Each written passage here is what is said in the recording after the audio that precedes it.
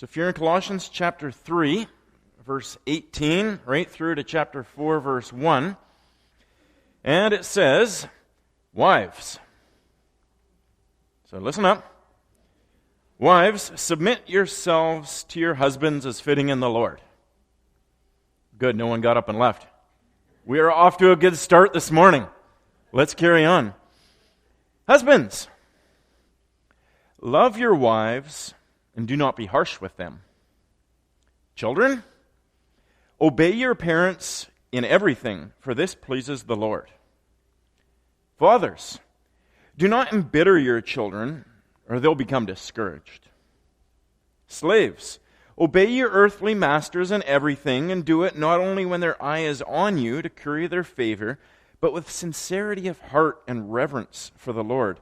Whatever you do, work at it with all your heart, as working for the Lord, not for human masters, since you know that you will receive an inheritance from the Lord as a reward. It's the Lord, Christ, you are serving. And anyone who does wrong will be repaid for their wrongs. There is no favoritism. Masters, provide your slaves with what is right and fair, because you know that you also have a master in heaven. So these verses were written first century to the first century Roman household, and it was a highly authoritarian institution. So much so that the male patriarch, he held the power of life and death over his wife, over his children, over his slaves. Paul's writing into that context, and he's saying, not so in the Christian household. Things are different here. Because in the Christian household, the risen Jesus, he's the Lord of the house. And because of that, he gets very practical, and he starts to say, okay, now in all of these relationships, how can we be transformed by Jesus, by the gospel? So he says, wives, allow your husbands to be responsible for you. Husbands, be subject to Jesus by loving your wife and placing her well-being above your own. Children, they're not just objects, but they're called to maturity and respect. And parents, raise the children with patience and understanding. And in their household, it was typical to have slaves, and so Christians who were slaves were to honor their master, precisely because he's not really the master, Jesus is. And Christians who had slaves are to know that they're not simply property, but members of the body of Christ.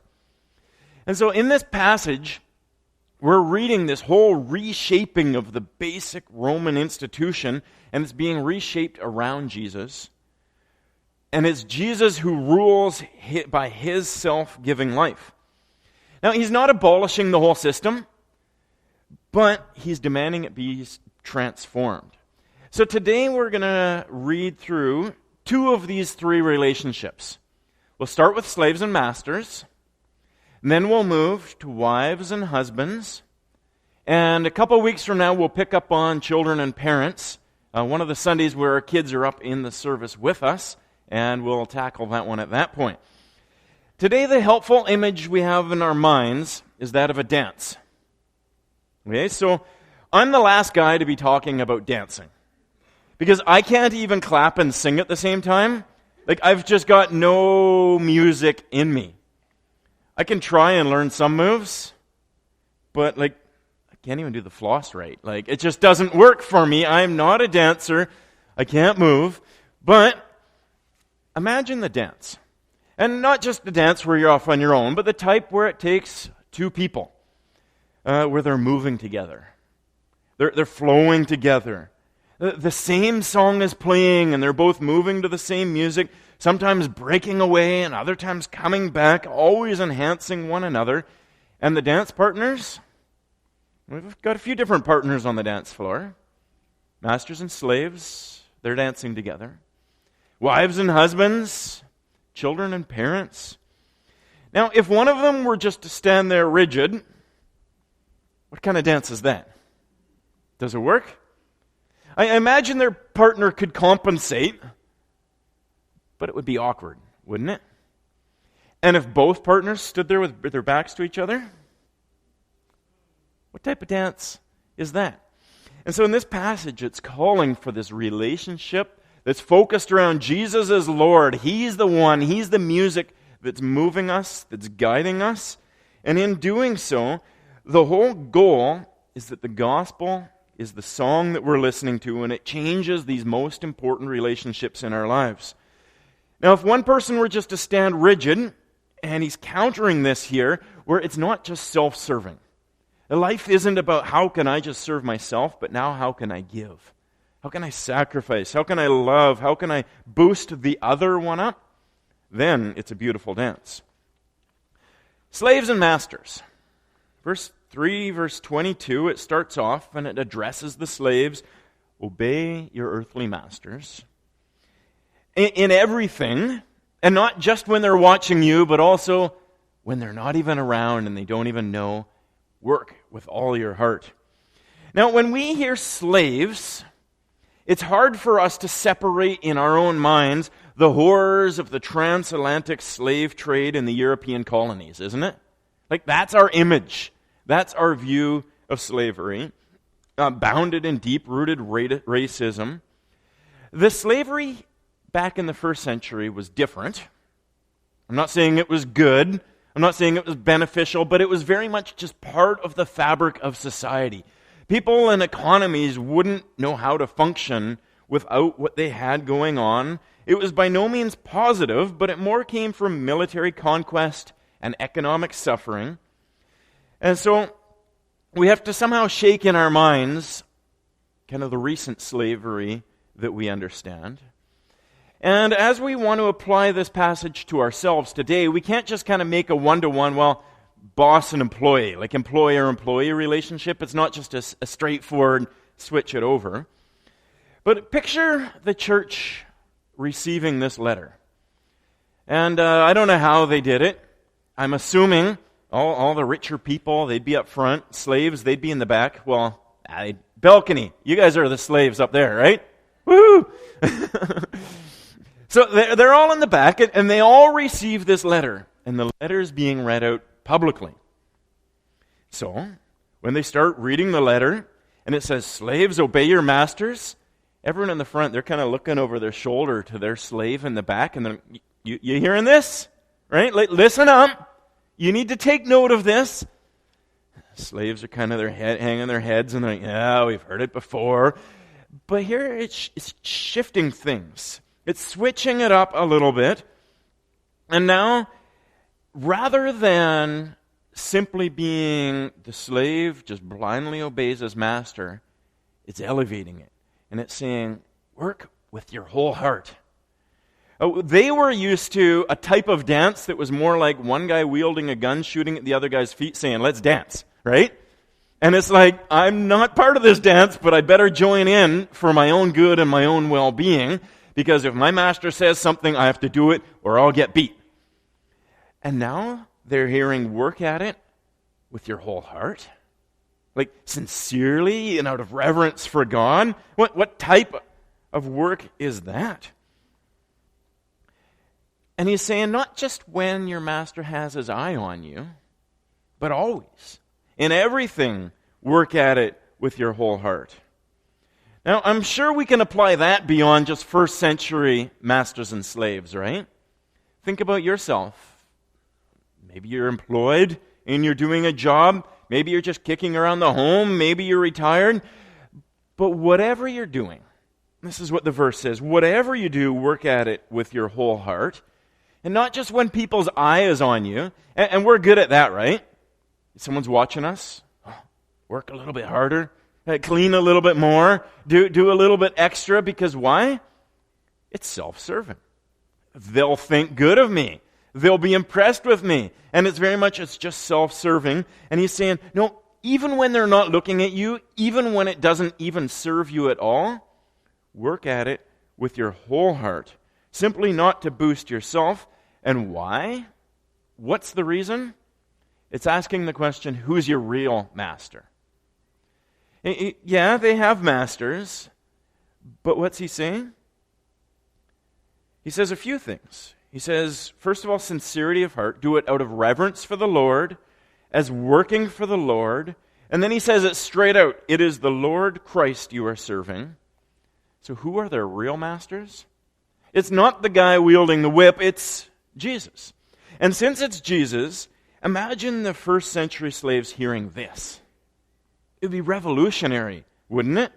You're not just serving that guy. You also just aren't your own master, where it's like, oh, I'm just going to try and boost myself and preserve myself. But rather, Jesus is your master. And because Jesus is your master, push your broom in such a way as to please him. Right? Peel potatoes for him. Clean up the trash. Do your jobs. Set about your business, knowing that it's Jesus that you're serving. And this is actually freeing. I think it's freeing in all aspects of life. Because if someone forces you to do a job, if they coerce you, sure, you may do it. Is there a lot of joy in that? You're reluctant. Or do you come home at the end of the day just satisfied of, that was a good day's work? Now you're like, they made me do that job. But when you realize that it's Jesus that you're serving and it's not just all about me and that we have a better master, it sets us free. Because when we begrudgingly serve somebody else, we've made ourselves slaves to them. And they're not just our master, they're our enemy. And their voice is in our head and it brings the whole thing down. But when we realize Jesus is our master, it sets us free. Think of parenting. How many times have you done things with your in-laws' voice in your head? They'd want me to do it this way. They're criticizing in your head. They're saying you need to do it this way. And whether you're following along or doing it the exact opposite to assert yourself, you're almost a slave to that voice in your mind. But as you realize they're not your master, Jesus is, it changes everything, doesn't it? Our whole attitude, our whole outlook. And now we're able to serve the Lord with our whole heart.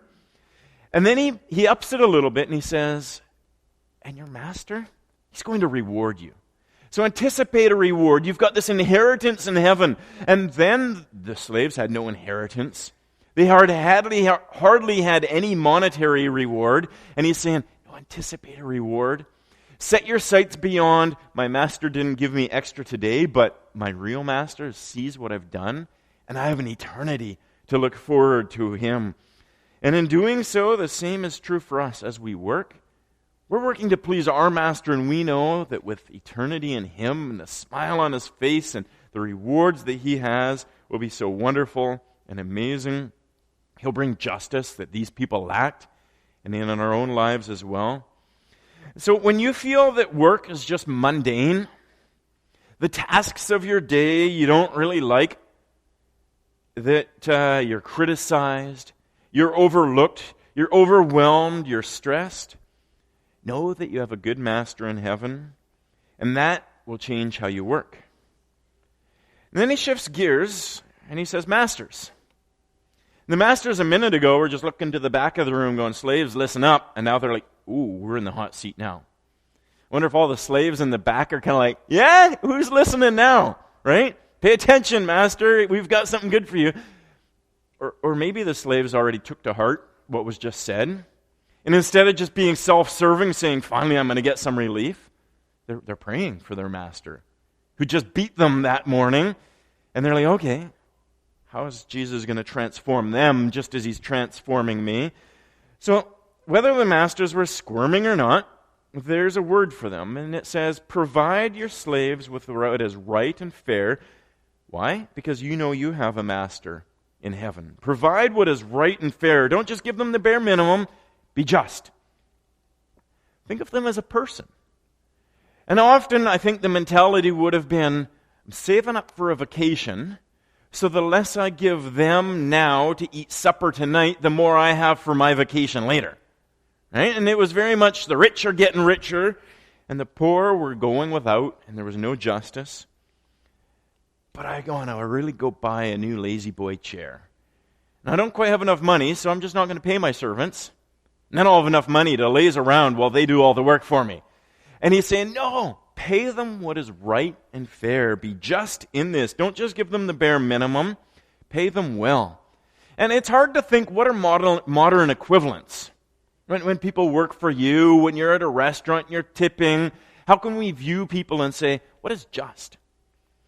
And often we're like, well, I don't have slaves, so does this really apply? And I don't know. Do we just not see our slaves? Like, I'm paying $10 a month to own this phone. I've got my plan on top of that and everything else. But what child was working in what mine in bad conditions getting the materials to make my phone? I don't know. I didn't see him do it. Does it bother me? And it should. And I honestly don't know what to do with the injustices of the world. We get our cheap materials, we get our cheap clothing. At what expense? Sometimes we read about it in the newspapers and we're like, yeah, that's not very good. And yet we carry on because out of sight, out of mind. And I wish I knew what to do with that. Let's transform the whole system and just change the whole structure. But just as Paul necessarily isn't going and saying, let's just abolish this whole system that's in place of the authoritarian structures of the first century, he was saying, what's your attitude? And how is the gospel going to transform your heart? And in transforming your heart, how can you lead to different actions? Now, Aristotle wrote that slaves were merely human tools, so how you treat them has no ethical bearing. You beat them, they die, they're just property. It's just a tool. Get a new one. But the gospel transforms our view, and it shows us, no, they're people. Made in the image of God. That's why we're to treat them right and fair. But not just their people, but he elevates it even more. And what's the rationale for treating them right? Because you also have a master in heaven, he says. Who is your master? You think you're the lord of your manor and you're the lord of your little empire here and these are all your slaves. He's like, no. Jesus is Lord. And because of that, that affects your whole attitude toward others. You answer to someone. It helps take us off of our own pedestal and to realize that I can interact with others, whatever position and status and role in life, with respect, with honor, to care for them. And don't we see Jesus living that way? He'd go to the lowest of the low and befriend them. He wouldn't go, okay, Project Day, let's go to the poor area town and do our No, he saw them as people, and he loved them, and he cared for them. Now, honestly, I'd rather Paul wrote here and he just abolished the whole system. There could be equality between the slaves and the masters, with the masters not just owning 99% of all the materials, but they could spread it all out and figure something out. But he's not so much changing the big system as the hearts. And in reshaping our hearts around the gospel and being formed and transformed by Jesus, it's going to change our corners pretty radically. It's going to put a different music on so that now instead of just saying, do this, there's an interaction. There's a dance, there's a movement together and a respect for one another and a building of one another up. So think of your relationships around you. There's different power dynamics. There's different things at play. How is Jesus transforming you, knowing that He's your master, and shaping those relationships? And He's shaping the most influential relationships, the most important relationships. And let's talk now, verse 18 and 19, husbands and wives. Because not only is the gospel to change all our relationships, but what's the best testing ground? It's in the own home. Now, of course, first century Roman Empire was highly authoritarian. And the husband, he was the king of the house. The wife, the kids, the slaves were his possessions for him to care for. And the Greek and Roman philosophers, they wrote a lot about, okay, how can we have what they call the good life? What are benefits that we can have? And they had a special form of writing called household codes. And in these codes, they gave brief, punchy statements on, here's how you can better your life. If you treat your subordinates well enough, then they'll do what you want. So this is to your benefit. And it was always writing to the man, it was always writing to that head of the house and saying, treat others well, because that's to your own benefit. Do we have any sort of household codes like that? Happy wife, happy life kind of thing, right? Well, as long as we just appease her, then I can go on doing my own thing. As long as she's happy, then the home's happy. And we kind of have that. And often, they were self-serving codes. Keep order in the home so that I could feel okay. And I imagine they would have congratulated me, because after I got married, I'm a picky eater. My wife was super nice and kind of appeased me with the food I liked. I don't really like potatoes, so she just never cooked potatoes, even though she loves potatoes. So one day I was feeling bad. I'm like, I'm going to make her this nice potato meal. Problem is, I'm not a cook. And I didn't have a recipe. I just thought how hard can it be, right? They're potatoes. So I chop them up, and they're in the frying pan. I'm putting spices on, and they took way longer to cook than I anticipated. And in that length of time, my creativity just went out there. What about peanut butter? What about this? I'm just adding all these things. Shalia was so gracious. She had to rinse them off and crunch them down. And then the joke goes on, I didn't have to cook for the next 20 years. Right? They could write that as one of the household codes. Go and blow your first meal, and then you don't have to do any work. You could just relax the whole time. There's probably a ring of truth there. It's a confession. I'm not proud of it. But often we do things and we joke around and they say, oh, I won that one, as this self-serving way to say, I'm off the hook. And Paul goes and he writes the same form as the writings of the Greek and Roman philosophers. And these are the verses that we're reading. This is the same form and style of writing as the household codes, but from a very different worldview. Not one that's self-serving, not one that's saying it's all about you. It's saying now, we've got a different master. How can we serve and love one another? So when he says, wives, submit yourselves to your husbands, that word submit, it's got some connotations, doesn't it? It's been through the ringer, it's been through history, and is it a word that we value and say is positive? Or do we shrink back and go, oh, it's not a very good word? Unfortunately, throughout the centuries, and I'd say it lingers on and even carries on, women are often put down. Their personal feelings or views, we could say, well, the Bible says submit, set your own views aside. They're not material. Follow my views, because I'm the man. And the verse gets corrupted. It gets twisted. It gets perverted to the point where it's misused to the harm of many. And unfortunately, the verse has been used so that the wife sits passively and endures sin or even abuse, as if submit means that she has no right to stand up or resist what is wrong. It's twisted. It's wrong. The husband then can get away with almost anything that he wants. It's demeaning. It's diminishing of women. It suppresses who they are and their creative energies. And these warped views have changed our meaning of what submit means. And then we read these brief, punchy commands, and we go, the Bible, it's dated. It's even dangerous. And so we want to read this well, because words change over time, don't they? Like we're coming up to the Christmas season. We're going to sing some Christmas carols that have some older English language, and the children are going to snicker every time we sing about a donkey, aren't we? Right? What did they just say in church? Especially if it's a happy donkey. Now it's like, what did the old English, what is going on here? Right? Words change, and over time, all of a sudden it's like, okay, that's a very different meaning, and now the kids all just snicker in the back of the church service.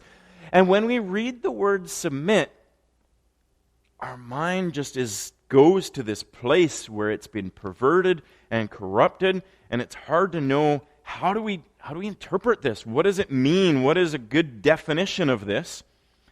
And when we back up to chapter 3, verse 11, we read a couple of weeks ago, it says, "Here there is no Gentile or Jew, circumcised or uncircumcised, barbarian, Scythian, slave or free, but Christ is all and is in all." And he was breaking down ethnic barriers, breaking down economic barriers, and saying, no, under Christ, all are equal. And when it says submit, it's not saying that means one is superior and the other is inferior. That would be a misreading of the word. And in talking about different roles of husbands and wives, this passage isn't necessarily talking about roles so much as postures, but often we relate role with status. If you have one role, you've got a better identity. You're a more superior person. The passage just isn't saying that. But it's hard to say, okay, what are the biblical foundations here? What does submit actually mean? And it's a difficult one to define. And you read definitions in dictionaries, and it is even saying one person yielding their will to a superior person. And it's like, no, that's not what it's talking about. So what are our biblical foundations? I think first, it's more of a posture than maybe necessarily spelled out what it actually looks like. One of our people, I heard her say a while ago, a couple of decades ago, I wrote a 36-page paper in Bible college on this verse. It's like, wow. And then she said, and I'm still trying to figure it out. Okay, good, because it's not just clear-cut, okay, boom, here's exactly what it is. It's more of a posture, a disposition to honor and to affirm who your husband is and how he's leading in the home. I wonder if we could make a definition something like this. And I'm not going to go and change the Bible and take the word out, even though I'm sure one day they'll have a different word as language changes over time. But I wonder if we could say something like, wives, joyfully join the beautiful dance with your husband. Interact with them. Follow their lead. Now, I already admitted I'm not a dancer. So, I talked to Carl this week, and he's the expert in all things dancing. He's shaking his head now. Sorry, Carl. We're going to see a demonstration in a moment. No? But in the world of dancing, even though we've come through all these decades, the guy leads the dance. How he steps and how he moves sets the tone and the pace, and someone in the dance needs to lead. And in the home, dance. Interact with one another. God, Jesus with our Lord and Master, He's the song. He's setting the whole mood and tone. And now it's the dance, where you're going apart and coming together, where you're enhancing one another, where someone is setting the lead and another one's enhancing all that's happening. Now, the Bible talks lots about different structures, governments and people and authorities and teachers and students. And it doesn't have a problem with there being different levels of authority. And in having different levels of authority, it's not diminishing or demeaning the one who's doing the following and elevating and making superior the one who's doing the leading. And so a wife, it's interesting how the wife is not called to submit because of who her husband is. Why is the wife called to submit? As is fitting in the Lord. Because of who her master really is. As is fitting in the Lord. You ever go into the fitting room? Trying some new clothes to see, does it fit? So what is fitting in the Lord? A couple weeks ago we read about taking off the old and putting on our new clothes, clothing ourselves with the gentleness and forgiveness and grace. And what is fitting in the Lord? And because, wives, you have a better master, you have Jesus who is your Lord, is saying, join in the dance with your husband.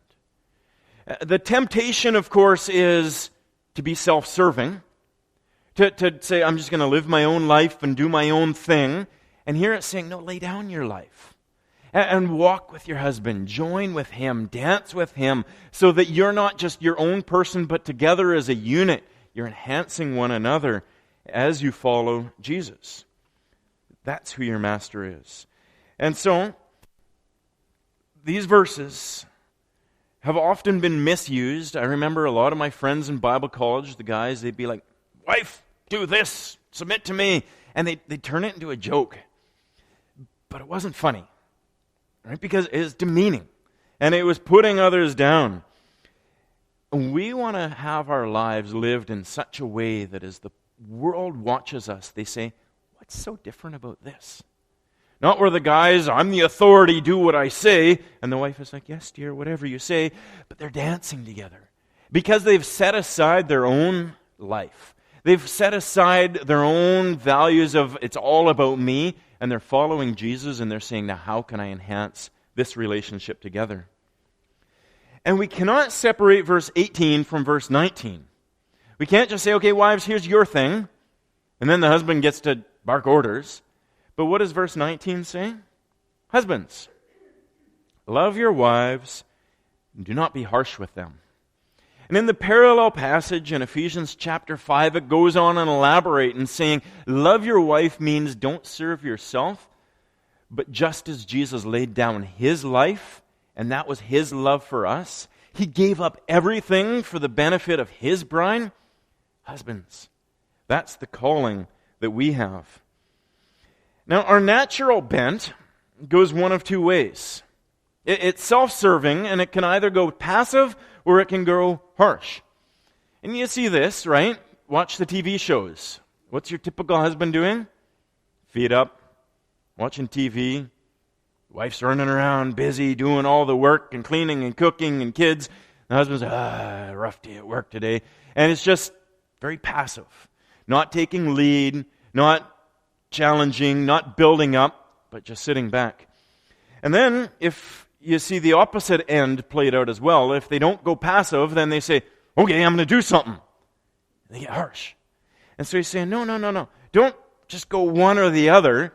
Here's a whole new way. Love. Put first. Give. Sacrifice. Build them up. Love your wives and do not be harsh with them. Now, as an authority, it's easy to be harsh. Dance with me, right? Do this, do that. Hey, why didn't you? But that doesn't make your wife's role very easy or a delight, does it? It's ruining the dance. And they still may choose to dance with you, and we praise God for that. But isn't it beautiful when you say, I'm not here for me. I'm here to love you, to care for you, and to lead you, and to do all I can for the benefit of us together in a marriage. Love is not self-serving. It's putting the other first. And what an amazing role we have, husbands. So let's grow in this role of loving, not being harsh, but putting first. Let's love. Let's give. Let's practice this and learn how to grow and put our wives before ourselves and care for them and love them. And the rationale, who is your husband, or who is your master? Because husbands, we are not lords over our own little domestic empires. Jesus is Lord. And because Jesus is Lord, that transforms who we are in all our relationships. So my question is, which partner has it easier? Okay, it's not a fair question, right? They're different, and there's different commands. When you read books, you're going to read that many thick pages on wives submit to your husbands, and then you'll get one page on husbands love your wives. Why? I think the concept is easier. Just love them. What else do you say? Submit, well, what does that mean? There's all the perversions of it, and what's this? And it's complex as a concept, and so it gets all the attention and all the writing. But when it comes down to it, to love, especially with Jesus as our model and our example, that's a high calling. Okay, it's not a fair question which is easier, to love or to submit, but both are called not to be self-serving, but to put the other first, to love. And so if we were to get practical, what happens when? Right? What happens when? You wake up early in the morning and the kids are crying. You've both had a rotten night and you're tired. There's dirty dishes all over the counter. When we see wives submit to your husbands and husbands love your wives, who does what? My guess is the answer is as varied as there are couples in the world. Because this isn't dictating, okay, blue job, pink job. Here's just how it works. Here's just what you do. It's getting into the heart and it's saying, don't be self-serving. Put yourself out for the benefit of others. And maybe what happens one morning in that scenario, the next morning will be different. Because it's a new morning. And you're both saying, I want to serve you. You sleep in this morning. Oh, thanks so much. But I'll help out here. And you're dancing together, and you're figuring it out, and you're playing it out. There's a diversity of actions that's coming from a unity of heart. Where both are active participants in this dance. Now, what happens if my spouse doesn't? Right? When I do pre-marriage counseling with couples who are getting married and we go through all sorts of different topics, I always ask the question, okay, well, what happens if one of the partners doesn't put the other first? They start being self-serving and it starts to cause a tension. What is the other to do? My wife didn't submit to me, therefore I won't love her. My husband didn't love me, therefore I won't submit to him. What's going to happen? If one of the partners gets rigid and stops moving to the music of the dance, what do? Sometimes you see on those TV shows where someone doesn't know how to dance or play the piano very well and the other person comes in and totally compensates for it.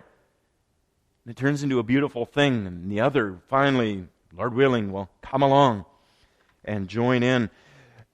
When I go through that scenario with young couples, they're young, they're in love, they're like, that'll never happen.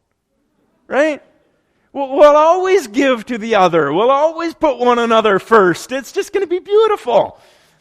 And I'm like, you ever had siblings? Well, that's different. Because they wronged me and I was justified in doing what I did back to them.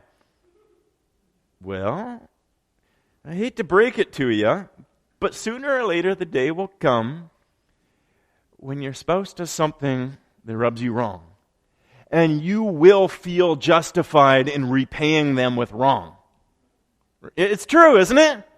And we build the whole scenario in my head. Well, they did this. They started it. I just need to preserve myself. And here we're being called, no, let's lay down our lives. Let's not preserve self, but enhance the other. Be transformed by the gospel. And we get to celebrate communion now. And in celebrating communion, we're looking to who Jesus is and what He has done for us. He is our master. And what did He do? He gave up His life. He left all the glories of heaven and He came down to earth. He was beaten and mocked. He was put down and insulted. He could have retaliated, but He didn't. He could have stood up for Himself, but out of love, He continued to give and give and give.